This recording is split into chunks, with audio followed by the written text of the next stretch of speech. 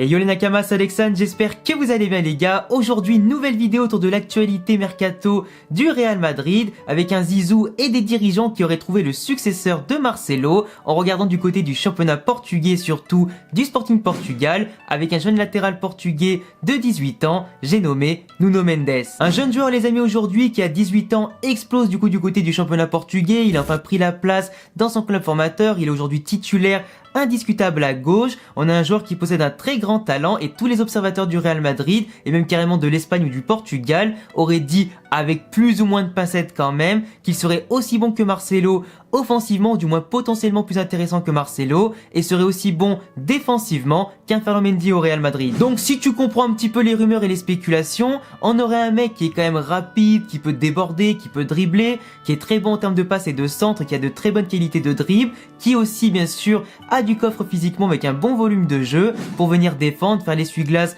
entre les montées de l'attaque et les descentes en défense, et qui serait aussi bon physique et de la tête pour récupérer tous les ballons et ne pas se laisser distancer. Et ben apparemment, d'après toutes les analyses de son propre coach, en tout cas d'après tout ce qu'il montre au Portugal, on a vraiment un joueur qui, comme je le répète, est très bon pour déborder, pour faire en tout cas des dédoublements avec les ailiers, il sait parfaitement coller à la ligne, faire les appels, prendre la profondeur, il apporte beaucoup de vitesse, il est aussi très bon dans le 1 contre 1 quand il faut dribbler, c'est un joueur qui en tout cas réussit pas mal ses centres, il a surtout un très bon pourcentage dans ce domaine-là, il a déjà marqué un but environ 15 ou 17 rencontres au Portugal, c'est quand même plutôt intéressant pour un début. Il en est aussi je crois à 3, 4 ou 5 passes décisives, en tout cas j'ai pas les chiffres précis, ça dépend les sources et suivant les compétitions, mais en tout cas on a un joueur de 18 ans qui prend du temps de jeu, de la confiance, qui explose de plus en plus avec son club formateur. Par contre, il faut quand même prendre avec des pincettes bien évidemment quand on parle d'un joueur qui vient d'un championnat mineur comme le Portugal, où normalement les 3/4 des équipes n'ont pas le niveau de l'Europa League, voire carrément beaucoup moins que ça. Du coup, c'est compliqué de dire que le joueur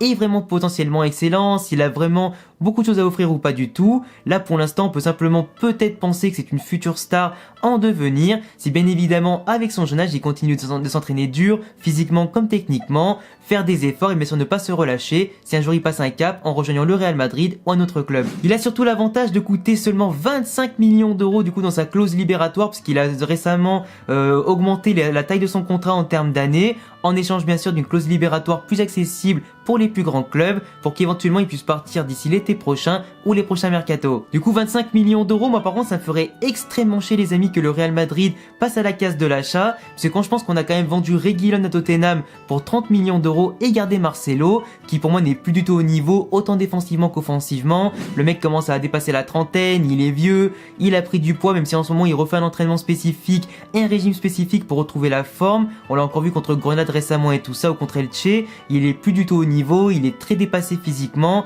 en vitesse c'est plus ça, il fait plus de différence offensivement, dans les appels, dans les dribbles, ni les passes D ou les buts. Du coup Marcelo pour moi aurait déjà dû partir depuis au moins 1 ou 2 saisons pour conserver Reguilón et avoir ainsi une grosse concurrence entre Ferland Mendy et Reguilón. Mais au final, qu'est-ce qu'on fait? Zidane bien évidemment, comme il compte toujours sur les mêmes soldats parce qu'il pensait les relancer et tout ça, il a certes fait venir Ferland Mendy qui est pour moi titulaire indiscutable, mais il a continué de faire confiance à Marcelo qui est un cadre du vestiaire, un cadre bien sûr de l'institution et quand même un gros salaire, une grosse importance, qui malheureusement aujourd'hui à chaque fois qu'il joue plombe un peu les résultats du Real Madrid, autant offensivement que défensivement. Il aurait pu partir pour qu'on conserve Reguilón et ne pas avoir à repayer un autre joueur derrière. Après là ce jeune Nuno Mendes justement, comme je vous le dis, il a une grosse marge de progression offensivement et défensivement, il peut encore prendre de la masse musculaire physiquement, il peut encore s'améliorer sur les placements, sur les réflexes et tout ça. C'est un joueur jeune en tout cas qui joue pour l'instant avec la naïveté du jeune, avec surtout aussi toute la fougue de la jeunesse si tu vois ce que je veux dire. Il apporte quand même pas mal offensivement et défensivement, à voir après au plus haut niveau en Ligue Europa comme en Ligue des Champions,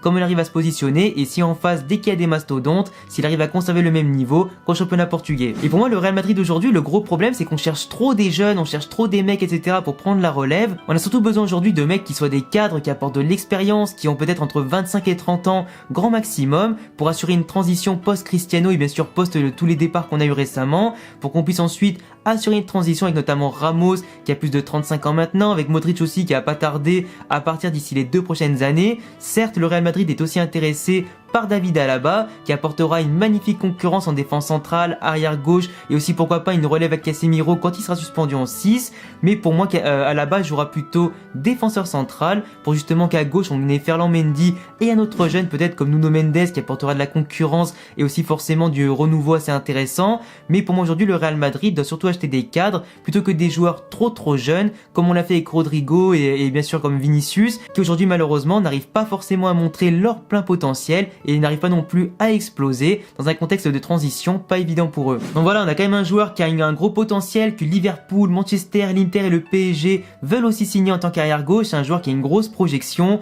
qui joue aujourd'hui chez les U21 portugais à seulement 18 ans, donc il a quand même aussi un talent pour être surclassé, pour être mis en avant malgré son jeune âge. C'est un joueur du coup qui va vite toquer à la porte de la sélection A du Portugal pour faire concurrence à Rafael Guerreiro. C'est un joueur qui, comme je le disais, coûte 25 millions d'euros seulement, du coup quand même assez accessible, que tu peux acheter et facilement revendre ou prêter le temps qu'il explose un minimum. En plus c'est un joueur comme je le disais qui est aussi bon offensivement que défensivement d'après son potentiel et ce qu'il a montré. Il se blesse très peu, il a eu simplement eu qu'un petit pépin physique cette saison en 17 matchs. Du coup c'est quand même plutôt intéressant pour assurer un jeune avec du potentiel qu'au pire tu revendras, qui assurera de la concurrence et un renouveau au départ de Marcelo. Donc voilà les gars, c'est tout pour cette petite vidéo sur Nuno Mendes. Je vous laisserai en tout cas me dire en commentaire ce que vous pensez de ce jeune joueur. Est-ce que vous pensez que c'est intéressant de mettre 25 millions d'euros sur lui pour remplacer Marcelo, ou est-ce que ce serait peut-être mieux d'aller chercher Reguilón à Tottenham avec une clause de rachat? Dites-moi tout ça en commentaire. Je vous laisserai également vous abonner, cocher la cloche et me laisser de gros pouces bleus si vous aimez mes analyses, mes vidéos et surtout le Real Madrid ou le football espagnol en général. A bientôt les amis pour prochaine vidéo. Ciao.